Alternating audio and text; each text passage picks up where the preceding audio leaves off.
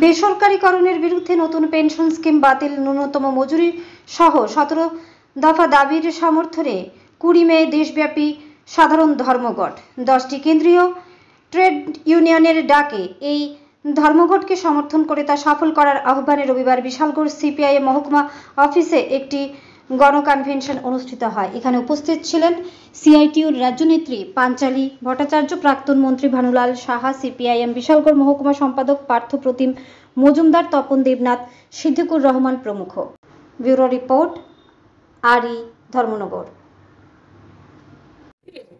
যে কায়দা শ্রম আইনকে সংশোধনের নাম করে মালিকের পক্ষে যেভাবে শ্রমকর চালু করেছে, একটা সর্বনাশা নীতি সাধারণ মেহনতি মানুষের উপর, এটা যদি আমরা আটকাতে না পারি তাহলে ভারতবর্ষে মেহনতি মানুষের বাঁচার কোনো অধিকার থাকবে না, গণতন্ত্র বলে কিছু থাকবে না।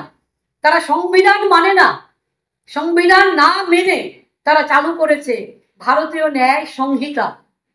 মনুসংহিতাকে অনুসরণ করে তারা সংবিধান পালন করছে এবং এই যে ভারতীয় ন্যায় সংহিতা তাকে কেন্দ্র করে তারা আমাদের ভারতবর্ষের বিভিন্ন রাজ্যে ইতিমধ্যে শ্রমিকদের উপর, তারা কর্মচারীদের উপর তারা আক্রমণ নামিয়ে এনেছে।